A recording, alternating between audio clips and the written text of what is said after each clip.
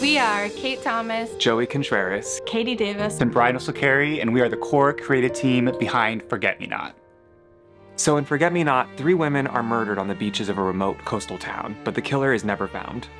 Then, 10 years later, a whale washes ashore on the same spot and sparks a reopening of the case that families long thought would stay cold. This dive into the past not only leads to an explosive reveal, but more intimately asks, what would you do to keep from being forgotten? Even though this show's original, it's inspired by the 1970s exploding whale, and more notably, real femicide cases like the Long Island serial killer. Because of that, we've always said, once we have a professional production, let's do more than just tell this story in the theater.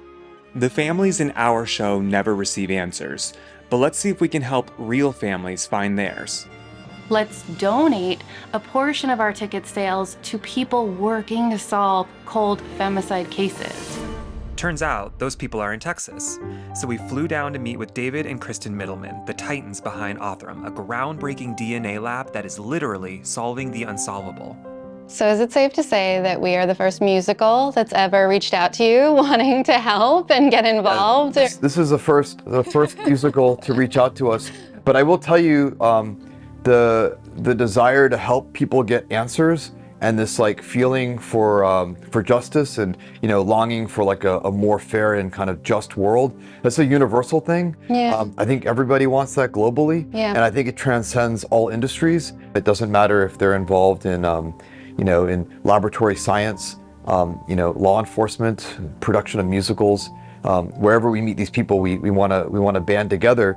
In a nutshell, Othram develops DNA technology and software to help law enforcement identify individuals from crime scenes, whether it be suspects or victims.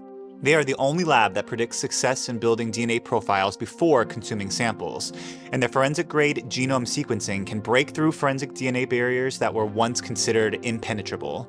How do you investigate a case when you have no idea who your victim is? We've been able to identify people from remains that were floating in an ocean in Australia for 100 years. People that every lab in the country had tried to get DNA from and couldn't. So giving them their name back allows law enforcement to go back and figure out what they did the last few weeks of their lives, who they were with, where they were going, and often leads to identifying who actually murdered them.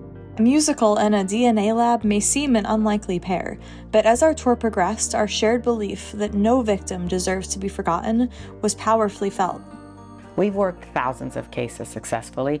There are about 500 on this board right now. I could sit here and talk to you about every single one of these cases. This is Karen Vergata. Karen Vergata is one of the first victims of the Long Island serial killer. It's the first victim that was announced, identified using this technology.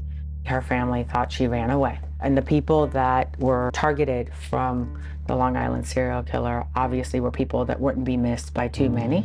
You keep missing me, missing. First, Carmen Cross, a dancer. You keep missing me, missing. Then Nia Banks, a student. You keep missing me, missing. No one should be nameless. No one shouldn't have an ending to their life, an ending to their story. This board shows impact in a magnitude that has never been shown before. I know the power of this technology. I can see it every time I look at these faces. Most of us here at Othram know what it feels like not to get justice, to have a loved one gone and no answers. Yeah. And so I think it's why all of us decided to do this, to jump into a field that didn't exist and really try to change it. And to me, that's where the hope lies. The hope certainly lies in justice, but also in the memories of these women, who, like the characters in our show, Carmen, Nia, and Maddie, were women that were so full of plans and possibility.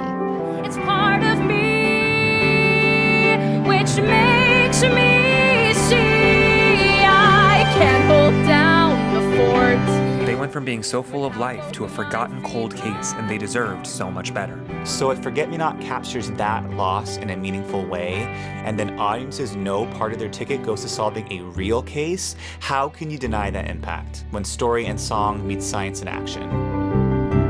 Is there any part of the show that really resonates with you and the work that you're doing here? The fact that the small town, right, in which the crime had happened may have not had independently all the investigative resources they needed. That parallels kind of our understanding that, you know, not every crime happens in well-resourced areas, and we want to make sure we have technology that can serve everyone and not just someone. I think there's an internal struggle that one of your lead characters, Pete, goes through, and I think it's a struggle that everyone in the audience will go through, an interest in true crime, but, you know, a desire to balance, you know, what could in the wrong hands become sensationalism and voyeurism with true interest and desire to do good or to help. 'Cause if I'm not in the panic, who do I become?